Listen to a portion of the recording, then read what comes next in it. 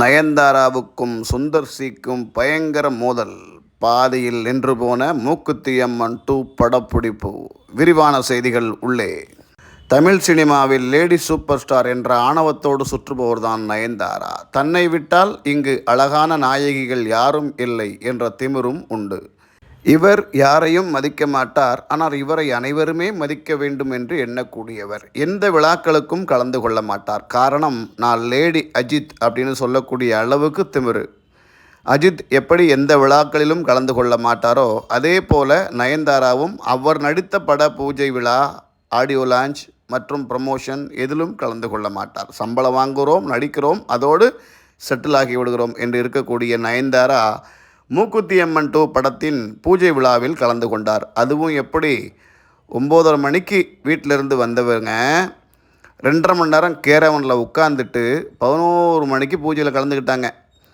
இதற்காக சிறப்பு விருந்தினர்களாக வந்த அனைத்து விஐபிக்களும் பாதியிலே எழுந்து போகக்கூடிய அவல நிலையும் ஏற்பட்டது. அது மட்டுமல்லாமல் அந்த விழாவில் விருந்தினராக வந்திருந்த மீனா அவர்களிடம் முகம் கொடுத்து பேசவில்லை என்ற சர்ச்சையும் கிளம்பியது. இதற்கிடையில் படப்பிடிப்பில் உதவி இயக்குனருடன் சண்டையிட்டு வாக்குவாதத்தில் ஈடுபட்டதால் சுந்தர் சி நயன்தாரா மீது கடும் கோபத்தில் எனது உதவியாளரை திட்டி தீர்க்க நீ யார் என்ற கேள்வியும் எழும்பி சிறிய வாக்குவாதத்தில் முடிந்திருக்கிறது. இதனால் படப்பிடிப்பும் பாதியிலே நின்றிருக்கிறது. இப்பொழுது தொடர்ந்து நயன்தாரா நடிப்பாரா அல்லது இவருக்கு பதில் தமன்னா நடிப்பாரா என்ற கேள்விக்குறியோடு நடைபெற்று கொண்டிருக்கிறது.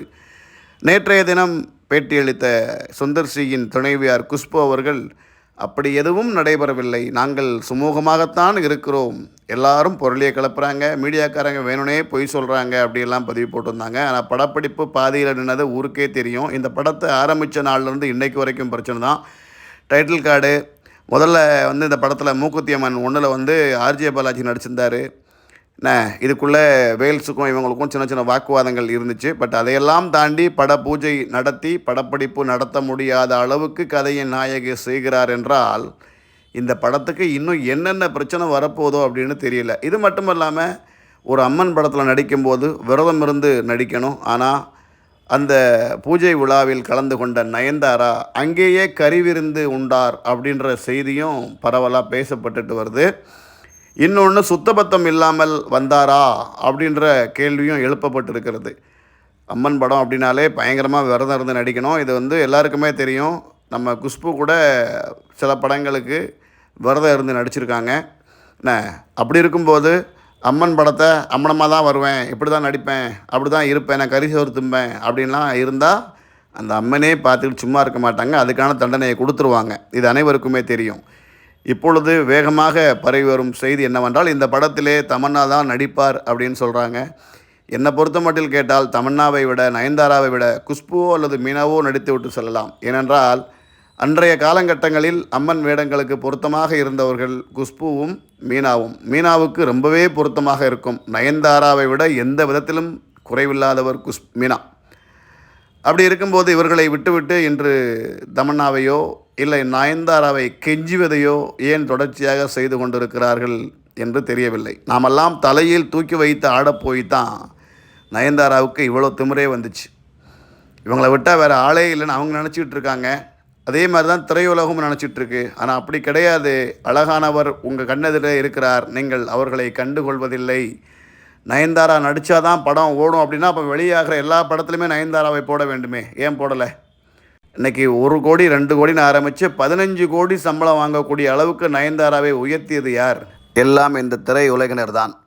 இவர்கள் அவங்க கேட்குற சம்பளத்தை கொடுத்துட்டு அதுக்கு மேலே செலவு பண்ணி படப்பிடிப்பை நடத்திட்டு படம் வசூலாகலாம் வாயிலே வயத்துலேயும் அடிச்சுக்கிறாங்க. ஐயோ 30 கோடி போச்சு, 40 கோடி போச்சு, 50 கோடி போச்சு அப்படின்னு.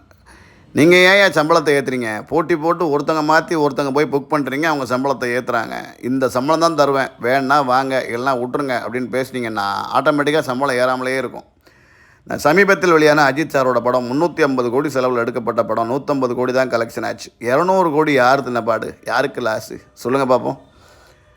நீங்கள் 1 கோடி 2 கோடி சம்பளம் வாங்கினவங்க ஃபுல்லாக இன்றைக்கி 80 கோடி 90 கோடி 150 கோடி 250 கோடி ஏன்னா பணத்தை வறுத்தா திங்க போகிறீங்க? அதெல்லாம் கிடையாது. அதனால தான் 4 படம் வருஷத்துக்கு நடிக்கிறவங்க இந்த ஒரே படத்தில் நமக்கு 250 கோடி 200 கோடி கிடைக்குது அப்படின்னு சொல்லிட்டு ஒரு படத்தோடு முடிச்சுக்கிறாங்க. இதனால் பெரிய படங்களின் வருகையும் குறைஞ்சி போச்சு. தமிழ் சினிமாவில் இப்போ சின்ன படங்களுக்கு வேல்யூவே இல்லாமல் போச்சு. அதுக்கு காரணம் என்னென்னு கேட்டிங்கன்னா, நம்ம கொடுத்த பில்டப் தான். இந்த பெரிய படங்களுக்கு கொடுக்கக்கூடிய அங்கீகாரத்தை சின்ன படங்களுக்கு கொடுக்கறதில்ல. இன்றைக்கி எத்தனையோ சின்ன படங்கள் வெற்றி அடைஞ்சிருக்கு, பட் இருந்தாலும் நம்ம அதை கண்டுக்கிறதே கிடையாது. அதனால் தயவு செய்து திமிரோடு அலைபவர்கள், ஆணவத்தோடு அலைபவர்கள், இவர்களெல்லாம் இந்த திரையுலகம் கண்டுகொள்ளவே கூடாது. தான் என்ற அழகில் தான் தான் அழகி, நம்மளை விட்டால் வேறு யாருமே கிடையாது அப்படின்னு சொல்லிட்டுல திமிரில் சுற்றுறவங்கள கண்டுக்காமல் விட்டுட்டோம்னா ஆட்டோமேட்டிக்காக நம்ம காலில் விழுந்து சரணடைஞ்சிருவாங்க. அன்றைக்கி நம்ம கண்கூடாக பார்க்குற ஒரு நிகழ்வு, மீனா அவர்கள் அந்த விழாவில் வந்து ஒரு விருந்தாளியாக கலந்துக்கிட்டாங்க. நயன்தாராட்ட வலிய போய் பேச போகிறாங்க. அப்போ கூட நயன்தாரா முகம் கொடுத்து பேசலை. நீ என்னையா வானத்தில் இருந்தால் குவிச்சோன்ட்ட சொல்லுவாப்போம், நீ அதே பொம்பளை தானே, உன்னோட டாப்பில் இருந்தவங்க மீனா, நீ இன்றைக்கி வளர்ந்துட்டு இருக்க. அவங்க 1980, 90களில் அனைவரும் கோயில் கட்டி கும்பிட்ற அளவுக்கு பல பேரோட கனவு கன்னியா திகழ்ந்த மீனா இன்றைக்கி உங்கள்கிட்ட வந்து கெஞ்சி கூத்தாடி பேச வந்தால் கூட தள்ளி விட்டுட்டு முறைச்சிக்கிட்டு போகிற அளவுக்கு நீ என்ன ரதியா? அதெல்லாம் கிடையாதுல்ல. இது மாதிரி இன்னொரு சம்பவமும் இருக்குது. நம்ம கலைஞர் ஐயாவோட 100வது நாள், கலைஞர் 100 அந்த விழாவில் கலந்துக்க வந்தாங்க. அதில் ஒரு சம்பவம் நடந்துச்சு. சோனியா அகர்வாலை வந்து அந்த எலக்ட்ரிக் வாகனத்தில் முன்னாடி ஏற்றி விட்டுட்டோம் அப்படின்னு சொல்லிட்டு இவங்க அந்த வாகனத்தில் ஏற மறுத்து கோச்சிக்கிட்டு முறைச்சிக்கிட்டு போனாங்க. இது எல்லா மீடியாவிலையும் வந்துச்சு, எல்லா டிவி சேனல்லையும் வந்துச்சு, எல்லாருக்குமே தெரியும். எத்தனை மாதத்துக்கு எத்தனை வருஷத்துக்கு நீ முதன்மையாகவே இருந்துட முடியும் சொல்லுங்கள்? ஐயா படத்தில் நீங்கள் வரும்போது புதுமுகம் யாராவது வாய்ப்பு கொடுத்துட மாட்டாங்களா அப்படின்னு நீங்கள் செய்யாத வேலைகளே கிடையாது. ஆனால் இன்றைக்கி உங்கள் மனசில் ஜெயலலிதா அம்மான்னு நினப்பு, அப்படியெல்லாம் யாரும் விட்டுற மாட்டோம், சரிங்களா? தமிழ் சினிமாவை கட்டி காப்பாற்ற நிறைய பேர் இருக்காங்க. ஆணவத்தில் ஆடுறவங்கள ஆண்டவனே அழிச்சிடுவான். இன்றைக்கி உங்களோட அழகானவங்க, திறமையானவங்களாம் சினிமா துறைக்கு வந்துட்டாங்க. இது பல பேருக்கு தெரிய மாட்டேக்கு, சீக்கிரம் தெரியும். அதனால் தயவு செய்து எதுவாக இருந்தாலும் பொறுமையாக இருந்தால், நேர்மையாக இருந்தால் இந்த சினிமா உங்களை வாழ வைக்கும். ஆணவத்தோடு அலைந்தால் இந்த சினிமா உங்களை புறம் தள்ளிவிடும். இது பல பேர் அனுபவிச்சிருக்காங்க. அழகு என்பது வேறு, அழகாக்கி கொள்வது என்பது வேறு.